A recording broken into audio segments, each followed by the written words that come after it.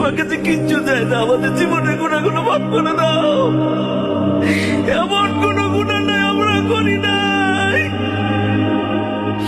জ্ঞান বুদ্ধি হওয়ার পর থেকে শয়তানের ধোকায় পড়ে কত গুণা করে ফেলেছি গো আল্লাহ।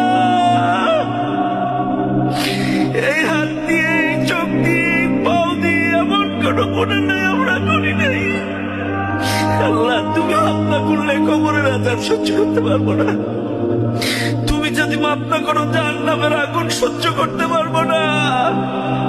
আল্লাহ, আমাদেরকে তুমি মাফ করে দাও।